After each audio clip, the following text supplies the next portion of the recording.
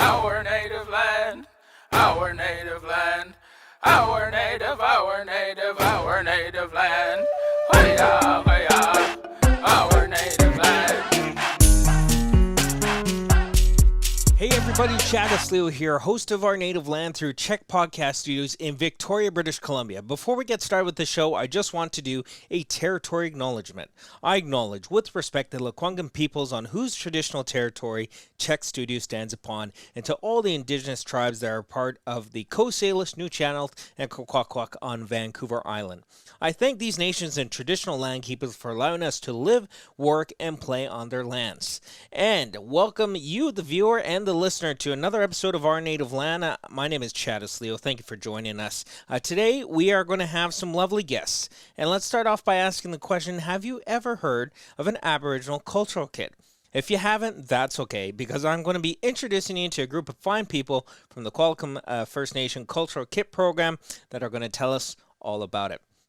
The KIT program provides a free Aboriginal cultural kit to early years programs, including childcare centers, preschools, and kindergarten to grade 1 classrooms throughout Vancouver Island. The program has a large selection of themed kits focusing on Aboriginal culture, teachings, and activities for young children. So today on Our Native Land, I got the entire crew from the KIT program. It's Pam, Judy, Tabitha, Tarrant, and Barb. Welcome to Our Native Land.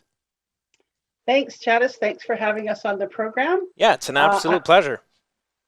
I'd also like to acknowledge that we are on the unceded territory of Qualicum First Nation, where we are coming from today. Fantastic. Thank you for doing that, Pam. So you messaged me a while back about your program. You told me to Google Qualicum First Nation Cultural Kit Program. Once I did, I could not stop looking at all the photos of the amazing educational kits that you guys are putting together. Can you tell me, where did the idea come from? I have worked in as an early childhood educator for 30 some odd years. Mm-hmm. And I worked in Aboriginal programs for about 25 years. I wanted to find a way to share the ideas and resources that I've been lucky enough to have in my life with other centers and other teachers, so that we had resources that they could access for everybody. Okay, so because of you wanting to do those resources, did that idea just come along naturally, or were you having a discussion with a bunch of people? No, just came up with it. Yeah. Yeah. and how long have you been doing this for now? We applied in 2015 for funding. I put in a grant proposal. Our proposal through Ministry of Children and Families was successful in 2016, and we began our Culture Kit program. We gathered together knowledgeable ECEs, elders, knowledge keepers, and together we brainstormed the original ideas for the kits. We came up with 10 kit topics and started out with 10 kits. Judy, our elder, who I'd love to introduce very briefly before we keep going on. Oh, let's see Judy. Say hi, Judy. Hello, everybody. Hi, Judy. Judy and I were the original ones in the program, and we started out with our 10 kits.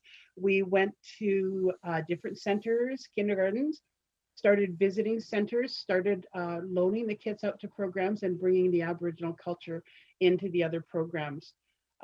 One thing I really like about this program is it brings Aboriginal culture into all early years programs, no matter how many Aboriginal children are in that program. Mm-hmm. So if you only have 1 or 2 Aboriginal children in that program, that's okay. Borrowing our kits will bring culture into that program, so that child's culture is represented in your environment. A lot of centers can't afford their own Aboriginal resources. They'll say, oh, it's not cost effective. I'm not an Aboriginal program. I can't go out and buy all these resources. Mm-hmm. So we are a cost effective, economically affordable program for people to bring these resources into their programs. We want all children to be able to, no matter what program they're in, to be able to look around their environment and see their culture reflected in the environment. When they go get a book off the bookshelf, there's an Aboriginal book. When they go and play with the dolls in the doll center, there's Aboriginal dolls. So we try and bring as much Aboriginal content as we can through our kits that people can use. Also, many people can't afford to have a cultural educator on staff. Our cultural educators will go into your program at no charge and do these activities and bring Aboriginal culture into the program. A side effect that we found of having our kids in the program too is we're educating all the children in the program. So through having our kids there, all the children are learning to gain understanding and acceptance of Aboriginal culture, and it's now becoming part of the norm. So that's a wonderful side effect of our program. That's awesome. So you kind of briefly touched on the idea of where you're bringing these kids. So if you can expand a tiny bit more, which schools you're bringing them to, which school district, who's participating currently in getting these kits from you. So our kits are borrowed for 1 month at a time. We deliver and pick up the kits directly to the programs. We currently provide kits to any child care center, preschool, early years program, kindergarten, grade 1, from Nanaimo to Comox Valley. Okay. We're adding Port Alberni, Campbell River, and Gold River, and the North Island starting next month. Oh, wow, that's awesome. And our cultural educators are available to come into the classroom and do the activities or provide cultural teachings.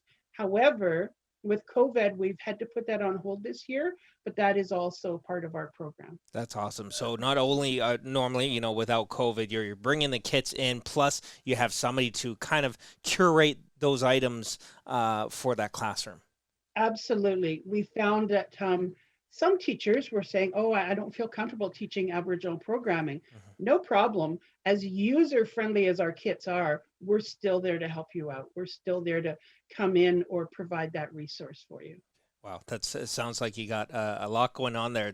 There's a kit, but there's a lot going around the kit. So that's awesome. Thank you, Pam. I'm going to ask Taryn a question. I'm aware that you guys have over 20 kits that you have produced. Can you tell me some of the different kinds? Maybe you can show us an example of what it looks like. Maybe you get some examples in front of you there. Look at that. You got more than what I expected to see. That's awesome. Yes, Taryn, let's see what you got. Hi, hello. Yeah, during the past 5 years, we've created over 50 different themed kits. These kits are based on an Aboriginal perspective. We have a few kits that explore the Salish Sea, tide pools, sea life, ocean life, and everything that is along the seashore. We have a few bird kits that explore Vancouver Island birds and other birds across Canada and their teachings. We also have many kits that focus on Mother Earth, our forests, and the traditional plants and foods that grow in our forests. But with me here today, I've brought with us our canoe kit. Okay, yeah, I can see you got a really nice canoe there in front of you. Yeah, so we try and find canoes that are locally made, locally carved. So there's this, and with all our kits, we have little stuffed animals. So the children can have interactive play. We try and find lots of wood animals. All our kits come with felt stories, and we have made a lot of them by hand and created the original stories to go along with them. What's a felt story? So a felt story, I have one here. They're made out of felt material. Ah, okay. So they have a story that you tell, and when you're telling it to children, you normally have a felt board, so you can stick it onto the board, and it creates a little story as you go along. Oh, look at that! That's awesome. Yeah, it comes with lots of different little pieces. And so the kits are culturally based, so tell me more specifically about, what you're trying to encapsulate with the culture of these kits. So they're theme based. Can you give me some more cultural examples? So in this, we've tried to find Indigenous books that go along with our theme. So these all have to go with paddles or canoes. So there's lots of different ones. We also incorporate puzzles, and we try and make our original games and story mazes as well. So Tabitha, The kits are culturally based, so can you tell me a little bit more about the cultural content inside of the kits? I native Stockholwit from Staminas First Nation. My name is Tabitha Alec from Staminas First Nation and Ladysmith. Well, our kits are multicultural from a multicultural perspective. Items that we have are represented from the many nations and territories. We currently are using and still looking for artists from many nations and territories such as Tsimshian, Nuu-chah-nulth, Coast Salish, Inuit, Haida Gwaii. We're always looking for artisans from those areas. We try and make our kits user-friendly for our teachers with limited or no knowledge of Aboriginal culture. I also have some examples here of some that we've sourced. Pam Mitchell made us a clam basket. Oh, nice. Look at that. That we use. She made us this. Those aren't real clams. Don't lie to me. Oh, they're not. They're little spongy. Yeah. Darlene Wells from Qualicum First Nation made us some cultural dolls. Wow, look at that. Our kits, Those are nice. that go along with the canoes it's a Coast Salish canoe. Yeah. Stephanie Thomas from Nanaimo Cedar Hat. Doug Reed from Qualicum First Nation makes our drums for our kids that they can use in our kits also. Nice. Again, Pamela Mitchell making our fishing wear that all the stuff that you see here are currently in our kits. Oh, wow. That's awesome. So our kids experience the fishing wear.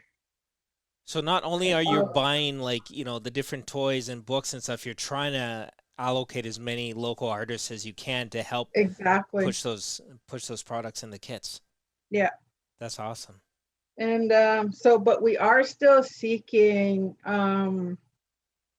artists in certain areas such as storytelling, legends, weaving, carvings. Our interest is right now is mini paddles that we can fit into our kits. Okay, wow. Canoes from Tsimshian, Haida Gwaii, Nuu-chah-nulth, Coast Salish, all those areas. Right now, I would like to acknowledge Andy Everson from Comox First Nation for allowing us to use his moon art. Tsimshian artist Bill Helene, who is now on board with us with our program, because we utilize a lot of his books and his stuffies that he's created. Okay. And also the Tsimshian artist Roy Henry Vickers for allowing us to use his art in our kits as well. And like repeating what Pam said earlier, due to COVID, typically our cultural educators would go into the classroom. But due to COVID, we're not able to do that. Yeah, of course. And I'm sure once it's all over, I think the places where you're sending the kits are going to appreciate the curation and the help with that too. Well, thank you for showing me that, Tabitha. I really appreciate that. I want to actually go and talk to Barb now. So you've kind of talked a bit about the content of the kits. I was hoping Barb can maybe elaborate on some of the activities of the kits themselves. Hi. Hi, Barb. Well, absolutely. I'd love to share some of the activities that come in our kit. Awesome. One of the things is, so each of our kit has between 2 to 3 activities for up to 20 children. So each activity is stocked with all the materials for up to 20 children. What we have here is an assortment that I brought with me today. So some examples that we can look at. Okay. I have one of my favorites is this beautiful cedar paper mache hat. It's in our cedar kit. Okay. I also have this bentwood box material. And in our Aboriginal art, I brought 2 special pieces. We have a ink rolling trivet art that's on a cedar board. Well, it rolls on, like you kind of roll it and it prints it. That's right. That's cool. So children would get to experience that, as well as this button blanket. Okay, nice. Yeah. So one of my favorites too, if you love the ocean like I do, is a tide pool art. I think maybe you can see it there. Yeah, I can see it. Yeah, so So let's it's just, describe it for the listeners. It's like a plate with kind of an aerial view of an ocean. that's right. Okay. So yeah, and we try to use Aboriginal art if we can in our kits as much as possible, but it explores the tide pool. So it's just an extension to the kit. Mhm. So sometimes I have an example here too. Sometimes our kits have stories or legends in them. Mhm. And this is an example of an extension art activity that is How the Raven Stole the Sun. And it is a raven holding a sun. Okay, yeah. So for the listeners, again, it's a raven holding the sun, and he kind of got a stick with some strings, and it looks like it moves like a marionette, right? Exactly. Okay. Yes. Yeah. So another example here is a cork canoe. So children can make their own canoes with a cedar paddle. This is found in our canoe kit. Okay. So, and then we teach things like self-esteem. We help children build up their self-esteem. So here's a t-shirt. Children can decorate this one. It says "Be You." Okay. And this is found in our Heartbeat of the Drum kit. Okay. So I just brought a few examples with me today. Yeah. And like I said, each kit has different examples. We have talking sticks, we have medicine bags, all that develop the skills of the child. And what we're finding too is that the children bring these activities home and it starts conversation. So we're getting conversations in the classroom. We're also getting conversations at home. Absolutely. It's I think, do you find that the parents are surprised when some of their kids come home, especially the ones that aren't Indigenous, and they come home and they start talking about these different animals and stories? Like, have you heard the reaction from parents with their children coming home and talking about these things? Well, I have actually. And so it's all been positive. Parents are excited. They want to be part of the story. They want to be part of the learning. And I mean, due to COVID, we've had less interaction with parents in the classrooms, but we're hoping to expand the program and expand that knowledge as you know, some of the restrictions lift. Yeah, absolutely. Now, I know this sounds crazy. You know, you talk about, you know, kindergarten, grade 1, and preschool, but I'm an adult, and I think that's exciting. You know, like, has there been interest in like older age groups that want to learn these things, or is it just strictly a certain age group you're trying to target, or is there that idea that maybe there's some older, maybe kits that you might want to start tailoring to teenagers? Well, I don't know about that. We are expanding our program. And so our first expansion will bring our program to more parts of British Columbia.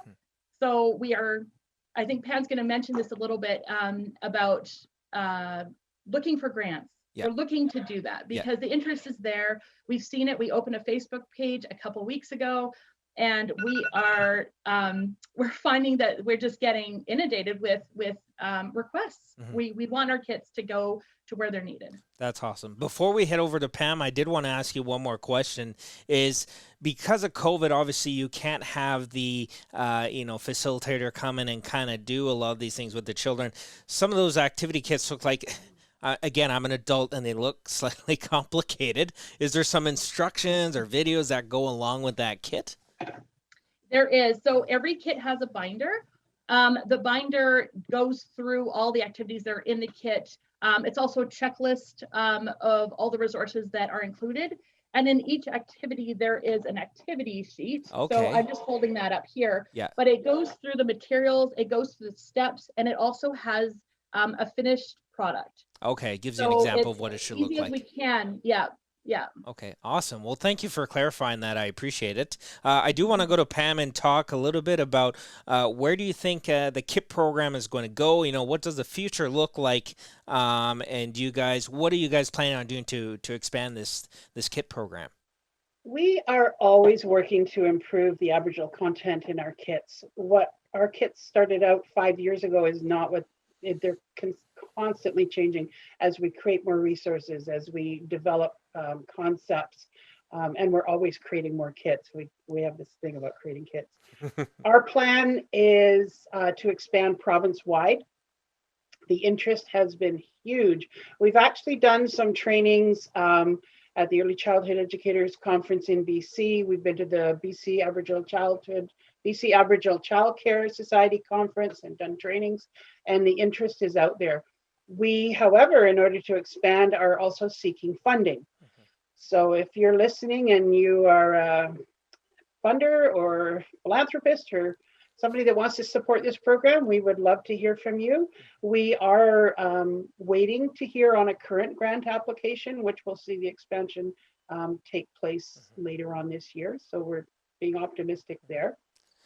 And we have had a lot of interest from older children and older classrooms. We've had to cap it at grade 1 simply because we can't meet the demand. We could easily go, I would like to do it up to grade 3 because that's where the learning plan with the Ministry of Education lies. So that's something we're looking at. Also, we would love to seek Ministry of Education funding. A lot of our kits go into the schools, an awful lot. That's probably, we have more use in the schools than in childcare programs. So that's another avenue we'd like to look at. Do you think that this could become a normalcy? You know, like what is your vision in regards to, like, imagine if every kid in the childcare system or the educational system has an opportunity at some point between, you know, kindergarten and grade 3, let's say, to learn intensely about Indigenous culture and how important it is. Do you think that's a reasonable goal? It's hugely important. We are the first step that a lot of children will have in learning about Indigenous culture. We want it to be a positive one. Through teaching our young children, we will be eliminating the stereotypes and racisms that have come through generations. If you start young, they're going to grow up learning a certain way and learning acceptance. It's hugely important. I really think it's I would love to see this program, like I say, expanded province-wide and available to anyone that wants it. Absolutely. And you're talking about different grants you're applying to, but the program has originated from the Qualicum First Nation. So is the Qualicum First Nation sort of the original funders for this program to kind of get it started, and then you're just trying to get grants on top of it? Is that how it's working? The Qualicum First Nation is very supportive of our program. However, our funding currently comes from the Ministry of Children and Families. So just strictly that, okay. The Aboriginal Innovations Service funding, I think it's called.